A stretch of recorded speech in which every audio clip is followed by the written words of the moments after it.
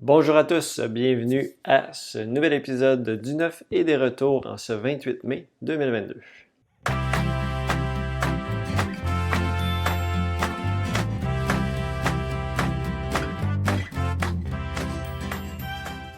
Alors, avant de commencer, comme à l'habitude, je vous invite à aller rejoindre le Discord de ma chaîne Board Game Québec si vous vous êtes intéressé à venir discuter de jeux. Vous êtes toujours quelques-uns à vous joindre à chaque semaine. Donc, rendu une belle communauté qu'on discute. Vous avez des questions aussi sur la pioche, quoi que ce soit des jeux que vous recherchez, ben, c'est une bonne façon de passer par là pour communiquer avec moi, mais aussi on peut passer par le Messenger aussi directement sur le site de la pioche si vous avez des questions. Je fais toujours des commandes spéciales aussi s'il y a certains jeux que vous recherchez, que vous ne voyez pas en inventaire. C'est la place aussi pour le faire. Également, la promotion ménage du printemps est toujours en cours, donc des rabais de 10, 20 et 30% sur environ plus que 200 produits sélectionnés. Donc, je vous invite à aller voir ça. Il y en a certains qui sont en rupture de stock, mais bon, il y en a encore des beaux produits en vente encore disponibles. Donc, je vous invite à aller voir ça également. Alors, on débute avec Velomino. Velomino, c'est un petit jeu de Bruno Catala.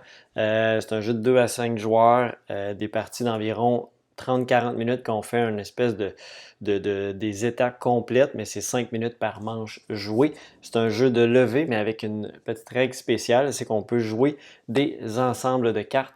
Donc, je peux jouer des cartes toutes de la même couleur, ça va valoir un nombre de points, 10 points par carte jouée, plus la valeur de la plus basse carte. Donc, si on a 4, 5, 6 en rose, mais ça fait 34. Donc, ça permet de battre tout ce qui est en bas de 34. On peut aussi jouer des cartes différentes. Donc, on pourrait jouer 4-2 de couleurs différentes pour 42, vu qu'il y a 4 cartes pour 40 points, plus la plus basse valeur, qui est de 2.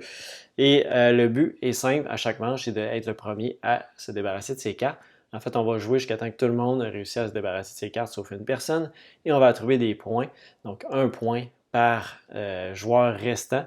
Donc, si on joue à 4, on termine en premier, on va faire 3 points pour la première manche, et c'est fois aussi le numéro de la manche. Donc, à chaque manche, on multiplie les points comme ça tout au long de la partie. Donc, petit jeu simple, à partir de 7 ans, 2 à 5 joueurs. Donc, Velomino, c'est une nouveauté.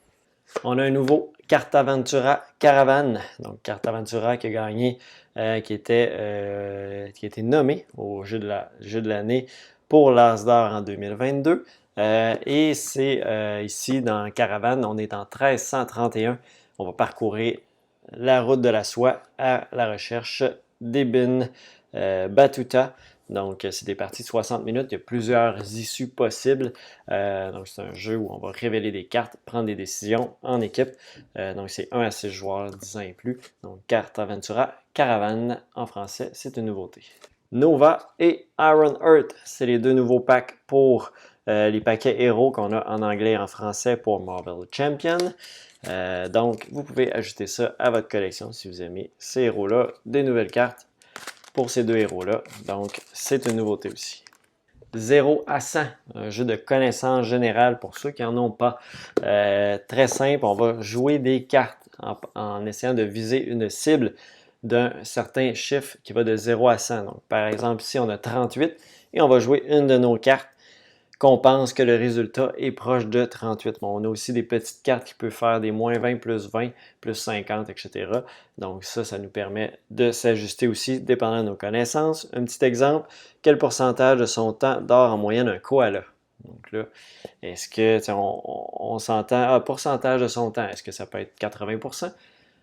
70%, est-ce qu'on est proche de 38? C'est un peu là qu'on va déterminer quelle carte on va jouer. Première équipe qui lui reste juste une carte en main, ou premier joueur, là, on peut jouer en équipe ou en joueur. Ça va terminer la partie et c'est lui qui le gagne. C'est des parties de 15 minutes. On peut jouer de 2 à 12, 12 ans et plus. Hidden Leaders en français, c'est un jeu dans lequel on va avoir un rôle, un leader que les autres ne sauront pas et on va tenter d'influencer qu'est-ce qui va se passer sur le plateau en jouant des cartes pour réussir à avoir la condition de victoire de notre faction cachée. Donc c'est un jeu de déduction dans lequel on va influencer sur le plateau des marqueurs verts et rouges et chaque faction a une façon spécifique de gagner en fonction de qu'est-ce qui s'est comment les marqueurs finissent à la fin de la partie. Il y a un certain nombre de héros à avoir joué face visible qui va déterminer la fin de la partie. Donc, un petit jeu déduction. On tente d'influencer les autres joueurs. Des parties d'environ 30 minutes, 2 à 6, 10 ans et plus. Donc, Hidden Leaders. Terra Mystica Automa Solo Box. C'est en français cette fois-ci. J'en ai parlé la semaine passée pour la version anglaise. Donc, ça permet de jouer en solo à Terra Mystica. Et il y a 10 factions d'Automa contre lesquelles on peut jouer. C'est compatible aussi avec les extensions Feu et Glace ainsi que Marchand des mers si vous avez ces extensions-là. Donc, c'est l'extension pour jouer en solo ou jouer à 2 joueurs avec un Automa aussi, donc pour simuler une partie à 3 joueurs. Donc, c'est en français, c'est une nouveauté. Miniville Deluxe, donc c'est la nouvelle édition Deluxe de Miniville en français qui arrive en tant que nouveauté. C'est des parties de 30 minutes. Miniville, c'est un jeu dans lequel on va construire une ville et qu'on va construire avec des cartes qu'on va aller acheter. Et on va brasser aussi des dés qui vont activer ces différentes cartes-là. Il y a des cartes qui s'activent autour de tous les joueurs. Il y a des cartes qui s'activent juste à notre tour, autour des joueurs quand c'est pas à notre tour de jeu. Donc, il y a différentes fonctions comme ça de bâtiments, des cartes qui vont être plus interactives avec les autres joueurs pour leur voler de l'argent, des cartes qui vont être plus passives. On tente aussi de construire nos différents bâtiments pour mettre fin à la partie et remporter tout simplement la partie. Donc, si on réussit à construire nos 5 bâtiments, nos 5 monuments, on gagne la partie. Donc, c'est Miniville Deluxe qu'on a ici en français. Sobek 2 joueurs. Donc, celui-là, il était très attendu. Donc, ça vient d'arriver cette semaine. C'est un jeu à 2 joueurs uniquement, des parties de 20 minutes, 10 ans et plus. Donc, c'est la version 2 joueurs pour le jeu Sobek, qui est un jeu de marchandises qu'on va revendre. Dans cette version-ci, on va avoir une espèce de plateau central avec des tuiles. Donc, c'est le marché dans lequel on va aller récupérer des tuiles en fonction du du pion Inc, qui lui détermine dans quelle direction on peut aller chercher les tuiles. On peut aller chercher les tuiles que l'on veut. Par contre, si on saute par-dessus certaines tuiles, ils vont dans notre pile de corruption. Donc, la corruption, c'est pas bon non plus à la fin de la partie. Ça peut être des points pour l'adversaire si jamais on a plus de corruption que lui. On va également revendre nos marchandises au minimum de 3 à la fois et avoir un nombre de points en fonction du nombre de scarabées et du nombre de tuiles. Donc, il y a des tuiles qui sont plus payantes que d'autres, des types de marchandises qui sont plus payants que d'autres. Et lorsqu'on est dans les premiers, donc les 5 premières marchandises vendues au marché, vont rapporter des petites pirogues qui donnent des petits pouvoirs spéciaux. Donc, très stratégique. Il y a aussi la stratégie que le marché va se remplir à chaque fois qu'on n'est plus capable d'aller chercher de tuiles. Et s'il n'est plus capable de se remplir, ça met fin à la partie. Donc, on peut avoir un aspect course, on peut avoir un aspect se diriger vers les marchandises très payantes. Et il y a toute une stratégie aussi dans le positionnement du marqueur qui, lui, va se positionner en fonction de la tuile qu'on choisit. Ça nous permet de déterminer quelle tuile on veut que l'adversaire ait accès et quelle on ne veut pas qu'il ait accès. Donc, Sobek 2 joueurs, c'est une nouveauté. Unlock Game Adventure, c'est le nouveau Unlock qui était très attendu. Donc la 11e boîte, je me souviens plus, de Unlock. Donc Unlock Game Adventure. Encore là, c'est des scénarios de 60 minutes et celle-là, on se retrouve dans 3 univers que vous connaissez bien, soit Les Aventuriers du Rail, Mysterium et Pandémie. Donc 3 scénarios dans ces niveaux-là. C'est Aventurier du Rail le plus simple, Mysterium le moyen et le plus complexe. Le plus compliqué en fait va être Pandémie. Donc on est encore là dans l'univers d'Unlock. C'est une nouveauté en français. Fjord, c'est une réédition d'un jeu de 2005. C'est un jeu dans lequel on va, premièrement, une première étape, on va placer des tuiles pour agrandir le territoire et placer nos maisons longues.